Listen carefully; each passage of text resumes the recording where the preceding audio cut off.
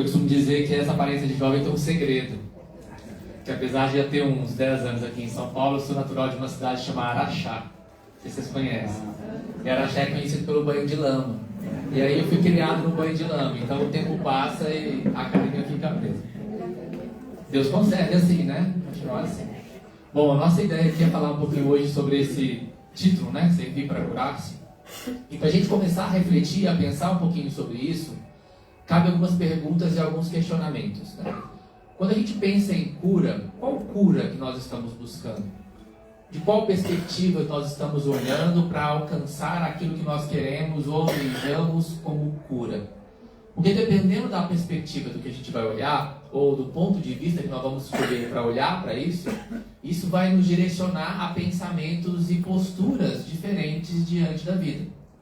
Se eu encaro a cura da ótica ou da perspectiva só material, como se meu corpo fosse uma máquina pela qual eu troco uma peça e aquilo volta a funcionar, ou na falta de uma substância que eu reponho, ele volta a funcionar como ele deveria, isso vai me levar a buscar algumas ferramentas e alguns recursos que me convidam a essa harmonia, a esse equilíbrio.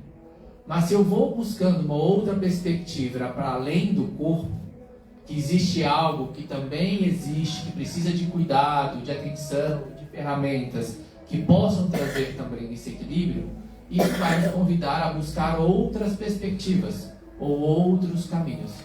Então, entender de qual cura nós estamos falando pode ser, e é, na verdade, um ponto importante para que a gente busque, então, entender como a atitude de servir ou de se movimentar em direção ao outro e ao mundo pode ser um recurso importante para que a gente alcance essa cura pela qual nós vamos trazer aqui hoje. E para a gente começar a refletir sobre isso, tem algumas perguntinhas chaves que vão nos direcionar, pois são justamente as respostas que nós vamos tentar construir para essas perguntas que vão trazer o norte do nosso raciocínio. Perguntas essas que sempre existiram. Quem eu sou, de onde eu vim, para onde eu vou, o que eu estou fazendo aqui. Se fosse no mineirês seria um pouquinho diferente, né?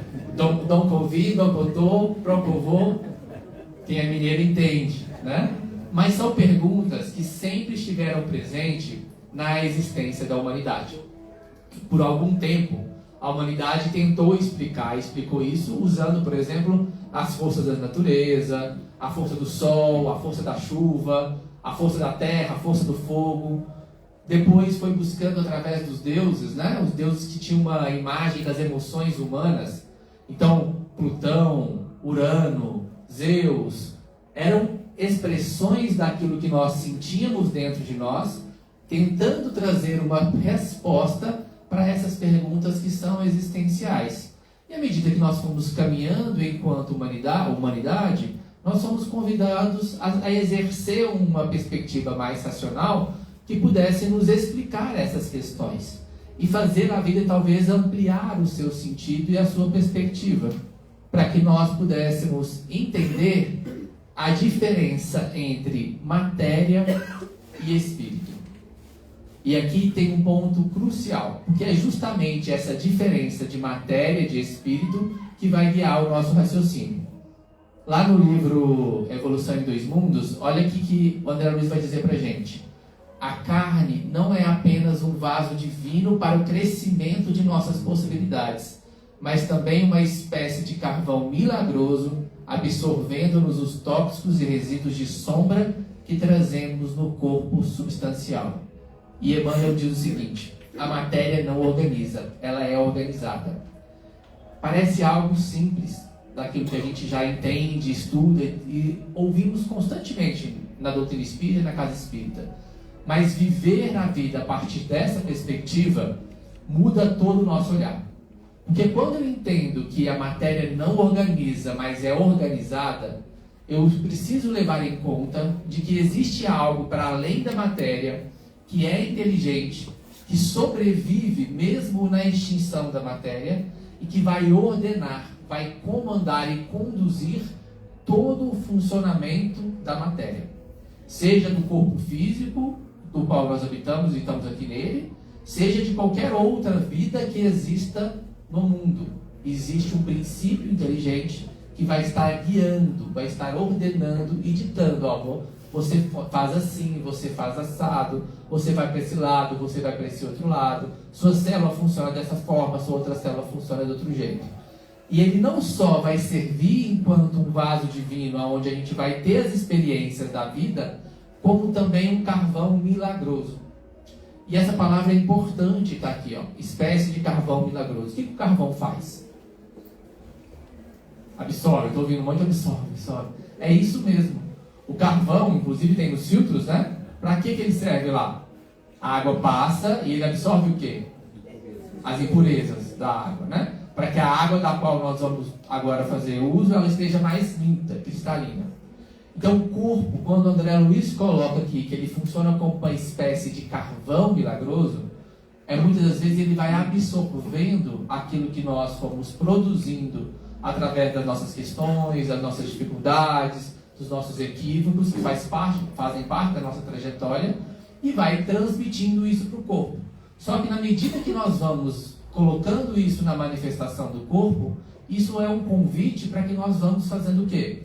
Revendo e reavaliando também a nossa essência, que somos nós, espírito. E isso muda porque a doença nessa perspectiva, ou as dificuldades que a gente vai passar na vida através dessa perspectiva, não são mais uma condenação, uma punição, ou um castigo, mas um convite ao nosso crescimento, à nossa transformação, ao nosso aprendizado enquanto espíritos. Não que a gente precise excluir uma coisa da outra. O convite é para que a gente faça um equilíbrio, uma harmonia entre aquilo que é o corpo e aquilo que é a alma. E para isso eu gosto de uma imagem muito interessante. Vamos fazer o seguinte exercício. Imaginem vocês que a gente está colocando um balde debaixo de uma torneira. E por algum motivo, lá na fonte lá do encanamento, teve um problema. E a água que passa agora passar por essa torneira e cair no balde, é uma água suja, uma água barrenta. Naturalmente, à medida que ela cai no balde, ela vai encher e a água do balde também vai ser uma água suja e barrenta, né? E aí a gente quer limpar a água que está no balde, a gente lança a mão de uma caneca ou de um copo. E a gente passa então a tirar a água de dentro do balde.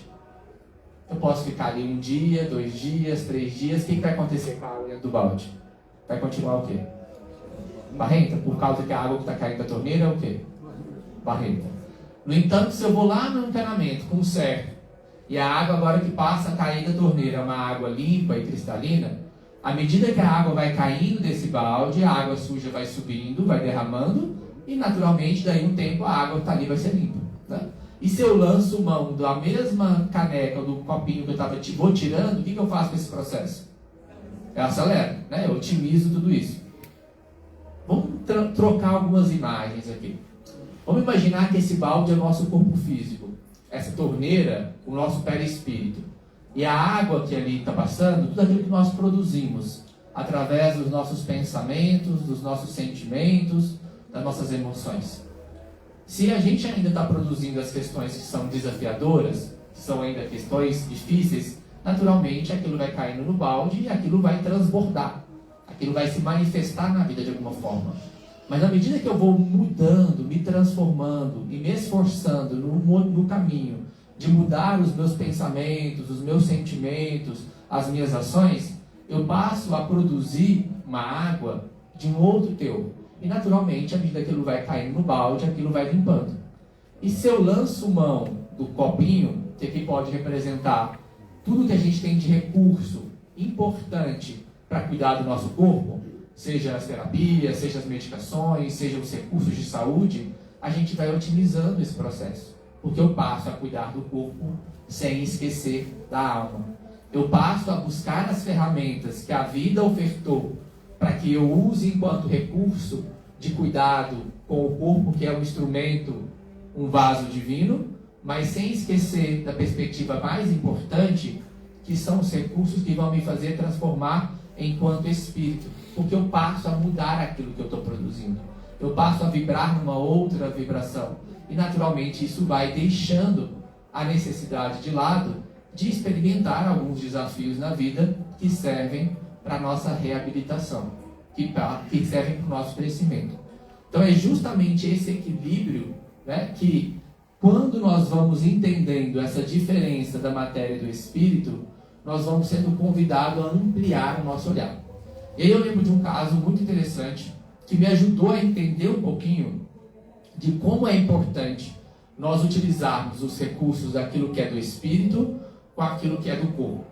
E eu lembro de um caso, quando ainda estava lá na UBS, antes de fazer psiquiatria, de uma paciente que nos buscou lá naquele atendimento, e ela teve um diagnóstico de uma diabetes inicial e precisava tomar um hipoglicemiante, um remédio para abaixar a glicose, né? E eu conversando com ela, a gente tinha uma relação já construída dentro daquele trabalho que eu já fazia, era uma paciente que a gente tinha uma boa convivência. E aí ela me ouviu falando, né, da indicação, e ela falou assim: Marcos, eu não vou tomar esse remédio. Eu falei: gente, mas por quê? Será que eu falei alguma coisa errada? Será que eu não expliquei? Ela falou: não vou tomar. Eu falei: mas por que você não vai tomar? Porque eu acredito que Jesus é o único capaz de me curar. Na minha fé, na minha crença, Jesus é o único capaz de me curar. E se eu tomar esse remédio, é como se eu não estivesse acreditando que Jesus é capaz de me curar. E por isso eu não vou tomar esse remédio. Diante dessa situação, a gente teria dois caminhos. O primeiro caminho seria, por exemplo, virar para ela e dizer: olha, mas se você não tomar o remédio vai acontecer isso. Escrever um rosário de coisas negativas que poderiam acontecer se ela não fizesse uso da medicação. E o que ela faria nessa primeira situação? O que vocês acham que ela faria? Em geral, ela falaria: tudo bem, pegar a receita, pôr no bolso, fechar a porta, o primeiro lixo que ela encontrasse e jogar o lixo. Porque eu estava nessa primeira situação, é como se eu quisesse disputar com algo que era central na vida dela. Quem estava presente na vida dela todo o tempo, na hora que eu não estava, no momento de aflição, no momento de dor, no momento de desafio, não era eu, profissional de saúde, que atende 20 minutos. Era a crença dela, era a espiritualidade dela, era a fé dela. E ignorar isso como algo importante é ignorar talvez a essência daquilo que era importante para ela. Então esse caminho não parecia razoável. Então a gente foi tentar outro caminho. Falei: olha, vai para casa, pensa, a gente vai conversar mês que vem, a gente volta a conversar. Nessa época eu fazia parte da Liga de Saúde e Espiritualidade da UFMG, em Minas Gerais, que foi onde eu formei. E lá a gente discutia alguns casos, e discutia como que a gente pode buscar essa conexão entre matéria e espírito, para que a gente use também as ferramentas da espiritualidade a favor dos pacientes. E a gente pensou em algumas estratégias, e aí eu estava preparado, ela voltou daí um mês. E aí quando ela voltou, eu comecei dizendo para ela: olha, eu queria dizer para você que eu acredito, e eu acredito mesmo, que a fé é algo essencial no tratamento.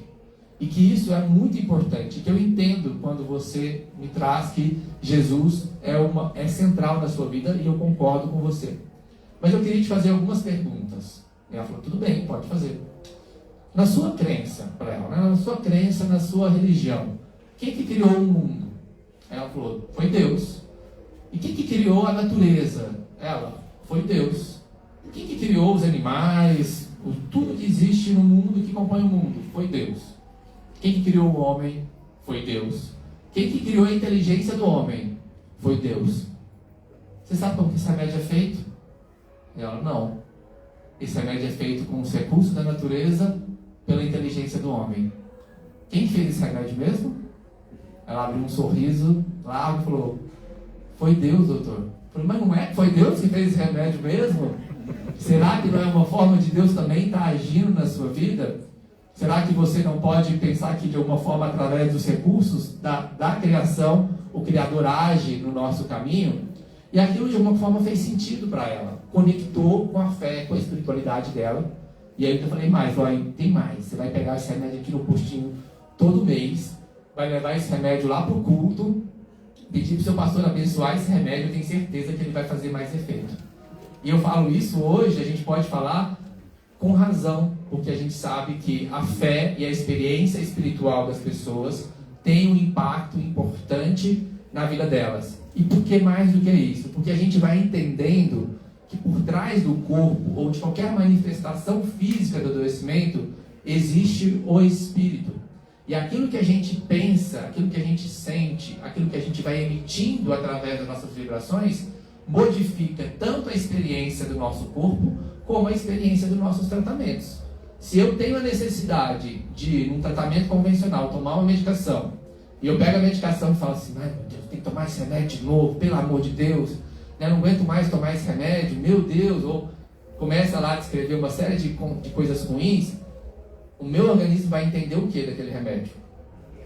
Como algo horrível, que ele tem que combater e jogar fora. E às vezes é uma necessidade. Agora, se eu olho para esse remédio e falo, olha, remédio, muito obrigado, eu espero que você faça o melhor para mim, que você me ajude, que você me dê equilíbrio, para que eu, tendo o equilíbrio do corpo, eu possa fazer o máximo possível por mim enquanto espírito. A experiência que mentalmente nós vamos criando no nosso organismo, ela se modifica. E a experiência com o tratamento também se modifica, porque a gente vai entendendo que a matéria não organiza, ela é organizada. E naturalmente isso vai levar a gente a entender saúde e doença de uma outra perspectiva.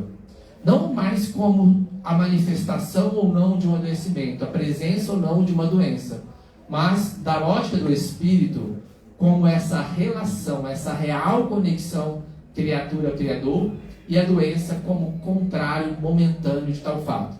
Isso está no livro O Homem Sadio, de Joseph Gleber, e Emmanuel vai trazer a mesma coisa, de uma outra forma, quando ele traduz para a gente que saúde é a perfeita harmonia da alma. Né? E aí fica uma pergunta, né? Como é que, se saúde é a real conexão criatura-criador, como é que eu me conecto com o Criador? Como que eu estabeleço essa conexão com Ele, já que eu estou numa busca de saúde? Através da prece, da oração, das vibrações, são momentos em que a gente se conecta. Mas essa conexão aqui, dessa saúde, ela nos leva para um outro estado. É muito mais do que a vibração da prece, que nos liga momentâneo. É um jeito de ser e estar na vida, é uma postura de vida. É como eu encaro tanto os momentos felizes como os momentos difíceis. E como eu me conecto com Ele a partir disso. Se eu quiser me conectar com o Criador, como é que eu vou saber qual é a vontade dEle? Alguém sabe? Não? Aonde Deus, como é que Deus se manifesta? Como é que eu sei qual que é a vontade do Criador? Através do quê? Da consciência, mas antes da consciência, através das suas leis. Leis naturais e leis morais. Ali, até onde, aquelas que a gente já compreende, deve ter outras que a gente ainda nem entende ainda e vai entender em algum momento. Mas, até onde nós compreendemos, a vontade do Criador se dá pelas suas leis. As leis morais e leis naturais. Então, a partir do momento em que eu vou me colocando no movimento de agir e estar em consonância com as leis morais e as leis naturais do Criador, eu vou me conectando a Ele. E aonde estão inscritas as leis de Deus, segundo o Livro dos Espíritos? Aonde? Na consciência. Na consciência do Criador ou na minha? Na minha.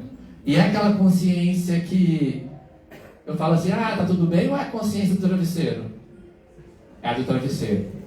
É aquela consciência de que ninguém vê, a não ser a gente mesmo. Pelas nossas reflexões, pelas nossas questões, pela aquela passada de vida, daquilo que a gente fez ou deixou de fazer. Mas no momento em que eu vou me colocando nesse caminho, em buscar agir cada vez mais com a minha consciência, eu vou me colocando no movimento de conexão com o Criador. E aí, saúde, dessa perspectiva, não é eu estou ou não estou com saúde. É um movimento, é como eu caminho pela vida. Se eu estou direcionando a minha vida e caminhando, buscando estar em conexão com o Criador, eu estou num caminho de saúde. Se eu estou num momento desconectado disso, eu estou num caminho de adoecimento. Então é como eu vou escolhendo as questões da vida, como eu vou me colocando no caminho da vida. E não necessariamente se eu acertei ou eu errei todo o tempo, se eu fiz ou deixei de fazer todo o tempo, porque isso é natural do nosso processo, do nosso caminhar. Porque o que manda aqui é uma palavrinha que chama esforço. Não é necessariamente a concretização de tudo aquilo que a gente almeja e já entende como importante para nós. E quem diz isso Está lá no livro do Evangelho segundo o Espiritismo. O verdadeiro espírita e o verdadeiro cristão é aquele que se esforça em domar as más inclinações e vencer o mal em si mesmo. E eu falo que eu queria grifar a palavra esforço. Porque se tivesse escrito diferente, tivesse escrito assim: o verdadeiro espírita, o verdadeiro cristão é aquele que já domou as más inclinações e vencer o mal em si mesmo, a gente ia ter que fechar aqui o centro e todo mundo parou. Porque nós estamos no processo de construção. E o processo, ele é um processo de acerto e desacerto, conquista e equívoco. Só que nós vamos caminhando cada vez mais numa direção de conexão com o Criador. E porque essa é a trajetória. E aí, a lei, né, falando da lei da conexão, uma das primeiras leis que está lá é a lei de amor.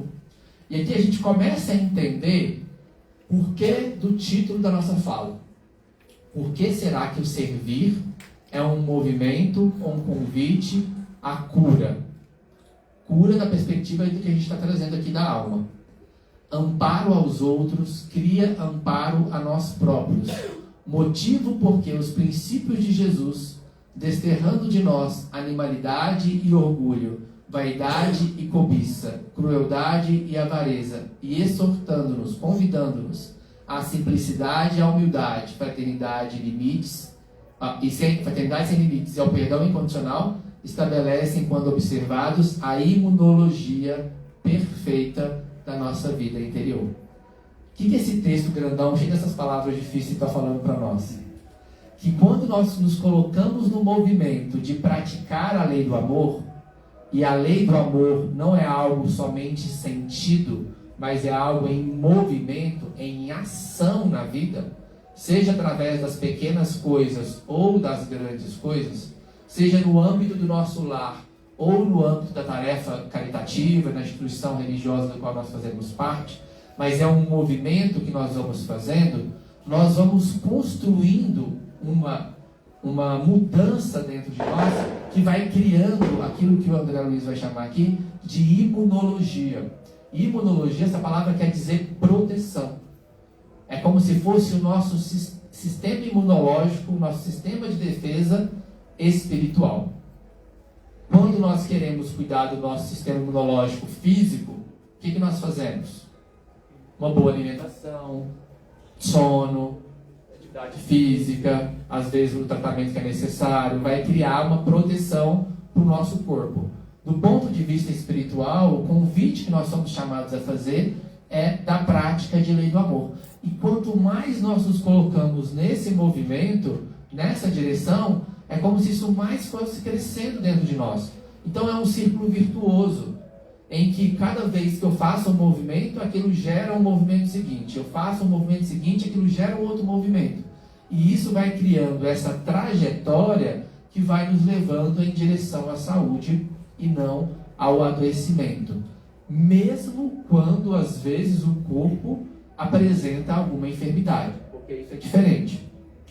Eu posso ter um corpo com uma enfermidade muito difícil e espiritualmente estar num movimento de saúde muito maior do que aquele que não tem aparentemente nenhuma enfermidade no corpo físico. Isso eu aprendi quando eu passei nos estágios de cuidados paliativos, com os pacientes em estado terminal. Muitas das vezes, naqueles leitos, vendo aquelas pessoas com um corpo adoecido, muitas das vezes no estado que geravam compaixão, eu tinha muitas das vezes vergonha de mim mesmo. Porque eu, ao conversar com aquela pessoa, eu via o quanto ela estava muito mais saudável pela sua fé, pela sua resignação, pela sua capacidade de entendimento daquilo que estava acontecendo, do que eu que estava ali com o meu corpo perfeito, aparentemente sem nenhuma doença. Então, a doença no corpo físico, ela não necessariamente reflete a evolução do espírito. Porque existem muitas questões que levam à escolha, à necessidade de enfrentar algum desafio do corpo físico. Às vezes a pessoa pode vir com uma necessidade física para mostrar para nós o exemplo da resignação, da fé, da persistência, do amor. Então, isso não é uma condição objetiva, tá? Mas o que a gente vai entendendo é que quanto mais a gente vai caminhando na prática da lei do amor, mais nós vamos criando essa proteção do ponto de vista espiritual para todos nós. E aí a gente vai convidando a esse exercício, né? Em que nós vamos buscando conhecer, fazer e sentir, para que o servir, a prática da caridade, exerça esse papel curativo. Ele precisa estar dentro dessa combinação entre saber aquilo que eu estou fazendo, entre fazer exatamente a ação e sentir, movimentar o coração nesse movimento. Porque quando eu faço isso, é como se o entendimento passasse pela minha necessidade, eu compreendo a importância disso, isso sofre o impacto qualitativo das emoções, do sentimento, que vai se traduzir na ação. E aí se reverbera dentro de um movimento curativo para o meu espírito. É claro que em algumas circunstâncias a gente vai estar começando aqui só no fazer, para depois entender o sentir. Outras a gente já sabe o que tem que fazer, mas ainda não sentiu. Mas a ideia é a gente buscar esse equilíbrio, buscar essa conexão entre saber por quê, fazer a ação e sentir no coração. E é claro que a gente vai construindo isso, né? Emmanuel vai falar para a gente: o pão do corpo é uma esmola pela qual sempre receberá a justa recompensa, mas o sorriso amigo é uma bênção para a eternidade. Então, existe o benefício do recurso material para aqueles que precisam? Sim. É importante que a gente se movimente nesse sentido? É necessário. Mas aquilo que grava na eternidade essa conquista do ponto de vista espiritual está ligado ao sorriso, ou seja, está ligado ao sentimento, está ligado à mobilização. E isso é uma coisa que a gente vai construindo, que a gente vai se aperfeiçoando. Para quê? Porque é através desse movimento que nós vamos nos conhecendo a nós mesmos. Está na pergunta 919, né? Sobre o processo de conhecer-se a ti mesmo. E como que se dá esse conhecer-se a ti mesmo? Através das relações uns com os outros.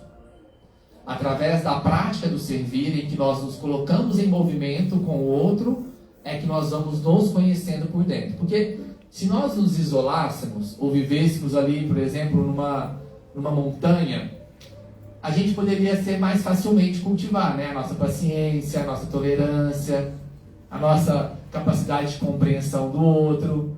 Agora, vai cultivar a paciência, a tolerância, pegando a marginal 6 horas da tarde. Vai cultivar a paciência, a tolerância, no momento em que você sai para distribuir algo de bom e dar uma comida para alguém e a pessoa vira a cara para você, ou te xinga nesse momento. Vai cultivar a paciência e a tolerância na hora que você está na atividade, na casa espírita, fazendo o seu melhor, e alguém fala uma coisa que você entende como atravessado. Então, é no movimento de servir que também nós vamos conhecendo, ou nos conhecendo, aquilo que ainda precisa ser trabalhado, aquilo que ainda precisa ser transformado dentro de nós. Porque se nós não nos colocamos na relação com os outros, nós não vamos receber os convites, através das dificuldades dos relacionamentos, de ter que revisitar determinadas posturas, determinadas ações, determinados pensamentos. E se nós começamos a fazer esse movimento e a gente já logo desiste na primeira vez, a gente também está às vezes deixando a oportunidade passar de ter que construir e aperfeiçoar algumas questões internas. Eu lembro quando eu morei em Uberaba há um tempo, e lá na juventude, mais juventude, né? Juventude, na adolescência, a gente tinha um trabalho de ronda com a mocidade, que era distribuir as marmitas, né? Para as pessoas em situação de rua. E eu lembro que eu tinha muita dificuldade com esse trabalho. Eu tinha medo, eu tinha dificuldade de me aproximar, eu tinha dificuldade de abraçar, de tocar. E às vezes a gente ia para a atividade, eu via às vezes os colegas, outras pessoas que estavam ali, que eram espontâneos naquilo, abraçavam e tal. Eu tinha uma facilidade de fazer aquele movimento e eu não conseguia fazer isso. E aquilo me martirizava, né? Eu já ia para casa e falava assim: nossa, como eu sou um espírito imperfeito, meu Deus, eu vou para um umbral, eu não consigo fazer isso. Eu já ficava lá me tormentando, né, na minha cabeça. mas eu queria aprender. E eu falei assim, aí eu vou continuar nisso aqui. E aí eu ia, não conseguia. Daí um tempo, né, fazendo aquilo foi se tornando conhecido, aquilo foi se tornando natural, aquilo foi se tornando mais fácil de fazer. E com o tempo eu fui conseguindo me aproximar, abraçar, de forma espontânea, sem me sentir com medo, sem me sentir acuado. E aquilo foi fazendo parte daquele processo e foi um aprendizado importante para mim. Mas estou dizendo isso não como para me usar de referência, mas para dizer que é preciso que a gente se coloque um pouco persistente em algumas coisas, para que a gente vá conseguindo quebrar algumas barreiras internas que são naturais nossas. E a gente não precisa ficar no martírio de pegar o chicotinho nas costas e dizer como eu sou ruim, como eu sou imperfeito, porque isso não nos leva a nada. Isso não traz construção. Esse sentimento, às vezes, de culpa e de remorso, ele mais nos paralisa do que faz a gente avançar, do que faz a gente caminhar. Porque a culpa é isso, ela é como se fosse um aprisionamento, né? Que a gente amarra ali nos pés e a gente fica arrastando aquilo. O convite que às vezes a vida faz para a gente nesse sentido é o arrependimento. E o arrependimento, segundo lá no livro Céu e Inferno, ele está ligado a duas questões para ser o arrependimento como entendido pelos Espíritos. Ele está ligado à reparação e à expiação. Então, quando nós nos arrependemos, o convite vai ser através da vida para que nós possamos reparar algo que nós fizemos de uma forma equivocada. E a reparação, ela não dá exatamente só pelo mal que a gente fez, a gente tem que passar por aquilo. Ela se dá também pelo bem que nós vamos construindo em cima de algo que nós nos equivocamos.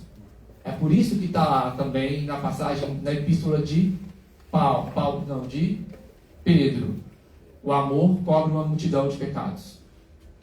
Não é por acaso. É porque o movimento divino, de amorosidade divino, ele é um movimento de reparação. Não é um movimento de castigo. Não é um movimento de punição.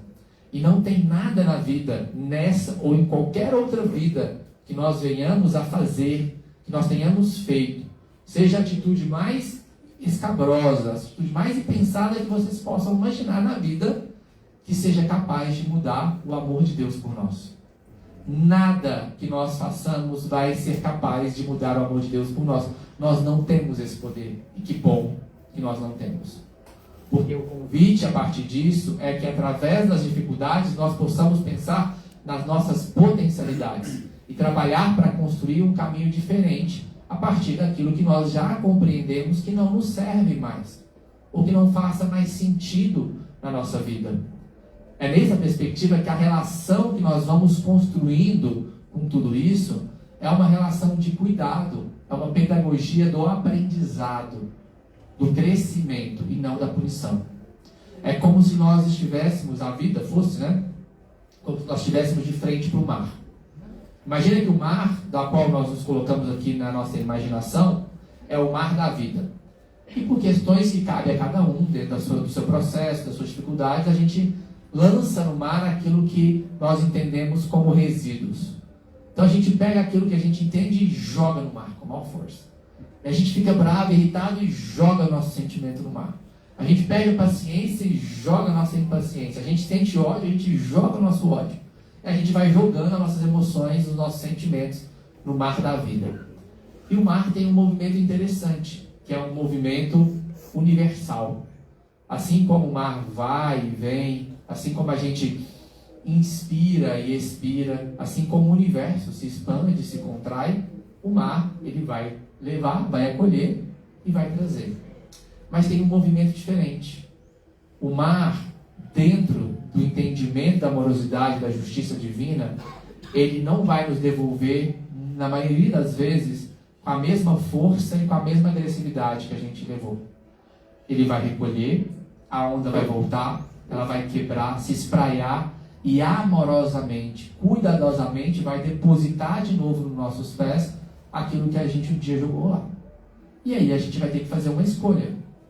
Eu me sinto preparado para lidar com isso nesse momento e poder usar disso para dar um fim útil e bom para a minha vida e para a vida daqueles que caminham comigo?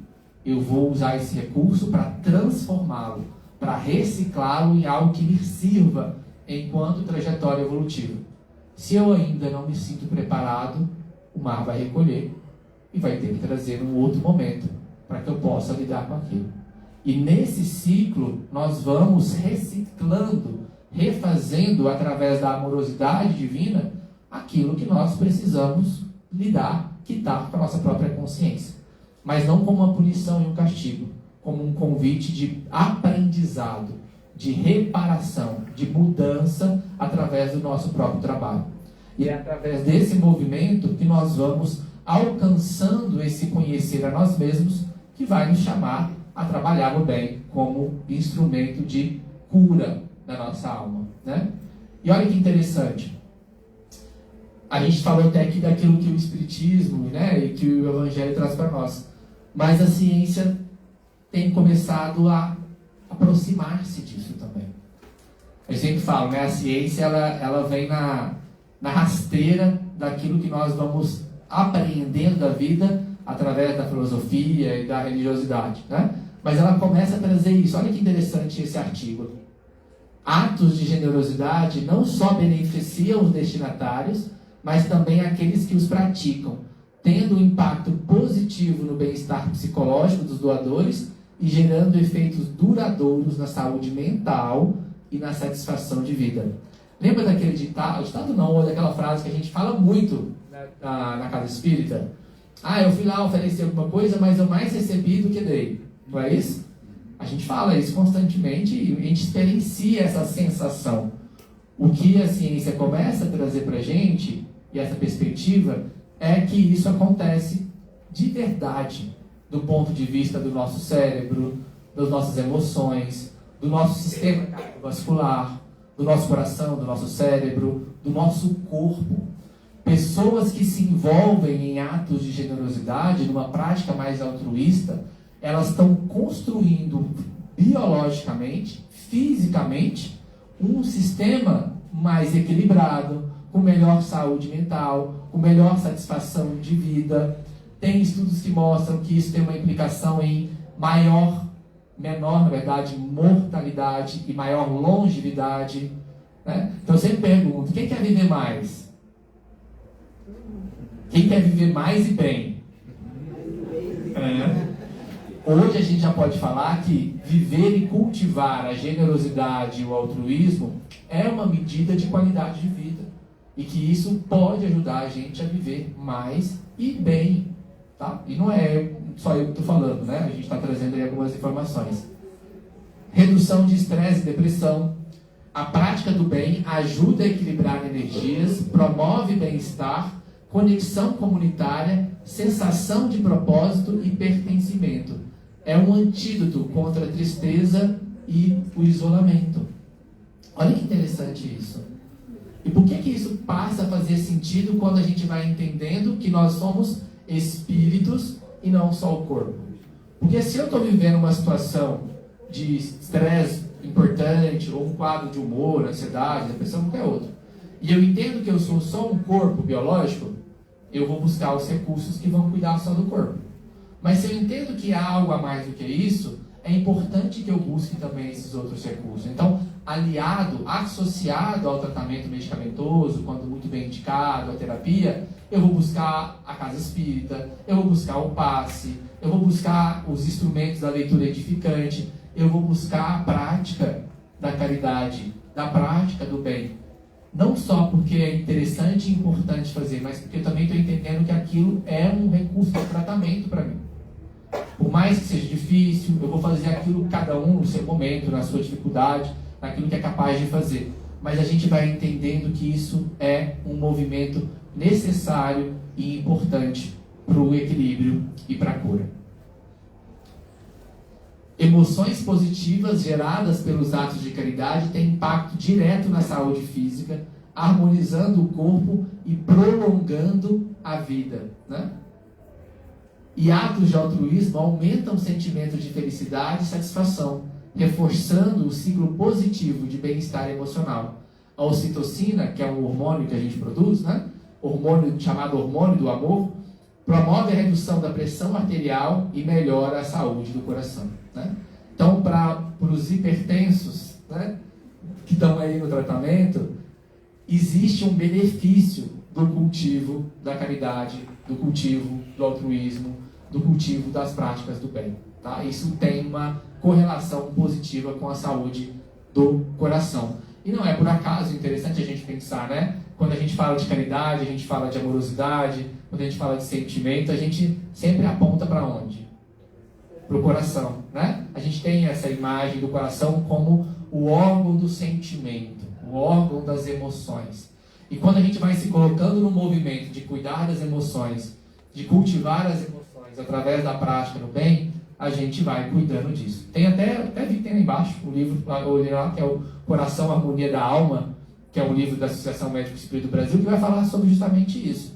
Como o perdão, como a felicidade, como a generosidade, como aquelas emoções positivas, que são princípios de virtude, têm um impacto na nossa fisiologia e no nosso coração.